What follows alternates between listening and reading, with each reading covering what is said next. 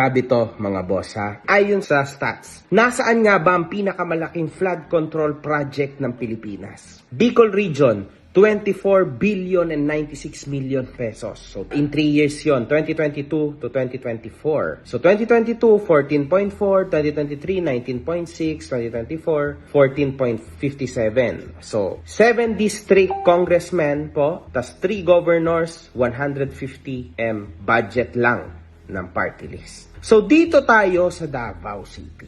52 billion mga boss. 3 years, 2019 to 2022, 13.04 billion, 2021, 25 billion, 2020, 13.745 billion, yung pinaka-peak niya po, 2021, yung tatay niya ang nakaupo. At syempre, palakpakan po si Paulo Pulong Duterte, ang 1st District Congressman. Napakagaling niya. Napakatindi pa rin ng baha sa Davao. Grabe mga kahombre ko. Very, very stressful. Ganyan pong kagaling ang mga Duterteng magnakaw.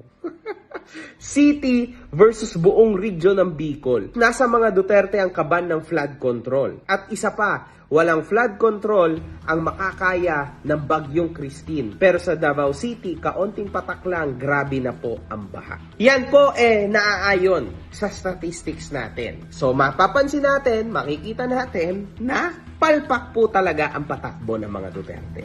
Kaya sana magising na po kayong lahat and make sure na kahit papano maging ayos tayo kung ang mamahalin natin ang ating mahal na administrasyon. Tandaan nyo, napakarami ding mga trolls ng mga tao na yan. Pero hanggat nandito ko, mauubos ang trolls nyo.